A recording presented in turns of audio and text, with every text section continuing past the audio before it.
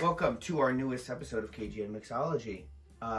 It is Negroni week. Well, it's the beer end of Negroni week because I always wait to the last minute to get anything done. So obviously, we need to talk Negroni.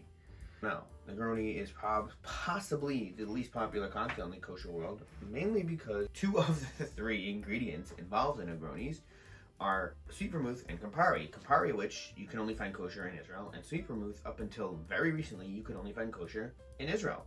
But things have changed a little bit. We do have some kosher Sweet Vermouths out there, and I do happen to have a bottle of kosher Campari. So I'm going to make mine with the Campari in all likelihood. I do want to make something, I'm going to make something with the Luxardo because I want to make something that is available out there for the kosher market on a regular basis. That, I think, for me is the main point of what I'm doing. So I think without further ado, let's get into it. We're going to crack some ice into our mixing tin. We're going to try to not stab myself. I keep stabbing myself. How do the other people do it on the video so cleanly and easily? Okay, crack some ice into there. I'm just gonna have like a permanent hole in my hand, I feel like. Okay, we are gonna go in with our Sweet Vermouth at 1 ounce. Our gin, 1 ounce. Lovely. And our Campari at 1 ounce. So we got our sweet, our bitter, and our heavily botanical lovely spirit in there. And those are the specs. We're gonna give this a nice little stir.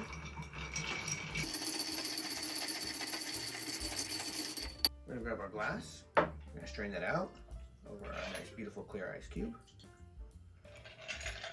We're gonna garnish that with a lovely orange peel.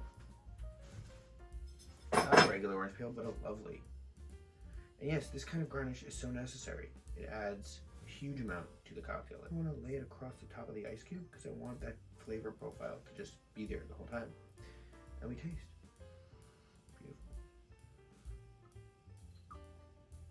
Beautiful. Yeah, I see that. That is a sipper.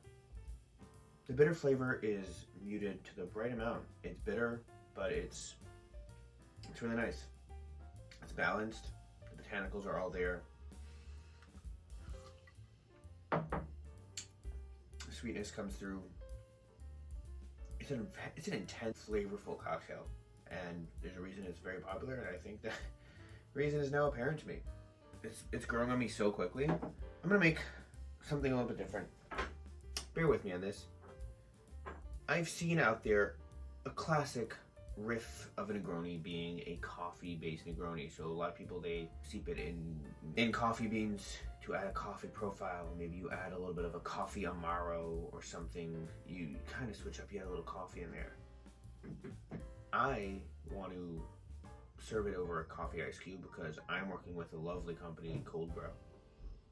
And I don't have the square bigger ice cubes, I have small round ones, which are gonna look a little bit small in this glass, but it's gonna be okay. It's gonna give me the same purpose, and the coffee slowly seeps into there. And the fun thing about the coffee is actually the acidity of coffee helps offset bitterness flavors. So it'll be a less bitter cocktail. You know, people say, what? But coffee's bitter. And Campari's bitter. How would that work? The fact that the coffee is really acidic. It's an acid, and the acid will help offset the, I believe, the bitterness of the Campari. But my question is do I want to do a bourbon or rye based version, or do I want to stick with the gin? I think I'm going to do both. I think I'm going to do a side by side, one of each. 1 ounce of our Twin Sun Sweet Vermouth. Spilling everywhere. Getting distracted. It's really nice having my wife here. She just makes me nervous. Every time I'm around her, I get the jitters. I'm just like so nervous. She's just so cute. Does she like me? I don't know. I think not sometimes. But maybe. Maybe she does. I'm going to do a split base of the Bianco and the Rosso. I'm going to do that. I actually just went over ½ an ounce, which I think is good, of the Bianco. And to make sure it's a full ounce in total, I'm going to go in with our Rosso. We're just going to pop that in. We're going to do the exact same thing for our bourbon-based cocktail. And 1 ounce in our bourbon one. Amazing. Going with our gin for our first cocktail. And 1 ounce of bourbon in our Boulevardier riff. We're going to give these a stir side by side.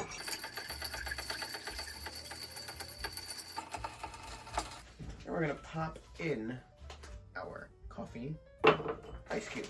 Keep little round ones, but we're going to strain our gin based over this coffee ice cube. Still has a pretty reddish color, but yeah, it's already a little more brown. So we're gonna do a little orange peel, and that goes incredibly well even with the coffee, because coffee and citrus, by the way, not just orange, go really well together. So coffee and lemon is actually my favorite. I actually prefer coffee and lemon over coffee and orange flavor stuff. So we're just gonna give that a nice little expression. So we have our coffee Negroni and a coffee Boulevardier. It's not as coffee flavored as it's going to be if you add coffee or infuse something with coffee, obviously, but the coffee will start to infuse itself into the cocktail as it melts, which is fun. So these actually been sitting for a minute or so that I can get some of that coffee in there. And it's already coming through. Now, I am using not Campari, so I think it's just a little bit less bitter and a little more sweet overall. And I also switched up the vermouth, so it's causing some confusion for me. But I'm a whiskey guy. I love gin, happens to be. I love gin, but I like whiskey, and I like the body on this stuff. There's just more profile going on, and honestly, the bitterness is still coming through a little bit more. I want to stir it for a second because I want to just kind of see what happens as that coffee just drops in there.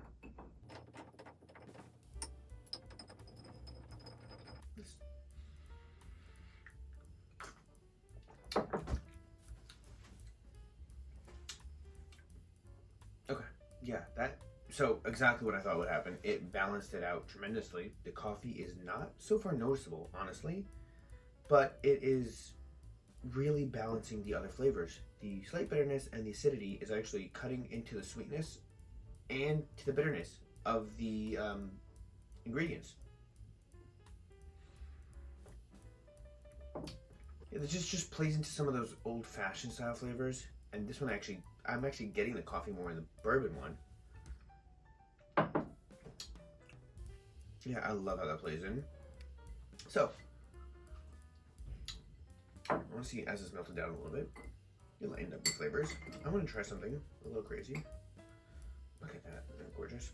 Okay, so we're gonna take our old cube. We're gonna just dump that. Negroni still has given me everything I need in there, so I'm gonna pull a new orange peel for it. And I'm gonna pull this ice cube from the gin one because it's got the same profile. And I want to stir this over the coffee cube for just a few moments. I'm going to express once again a little more orange. Peel into there, drop it in.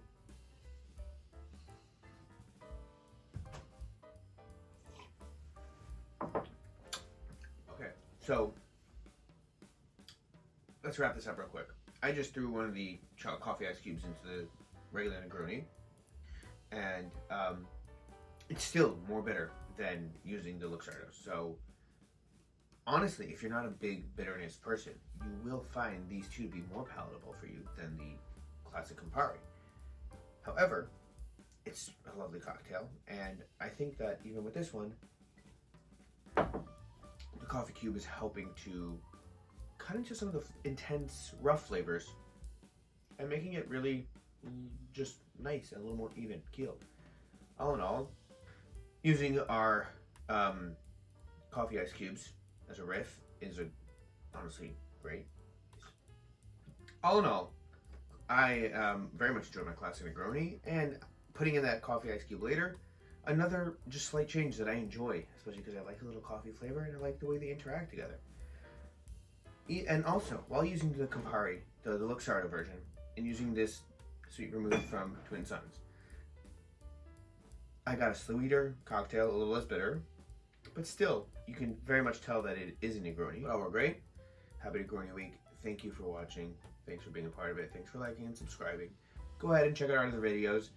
try to keep updated. We are going to be putting out content more often at this point. And yeah, I hope to see you again.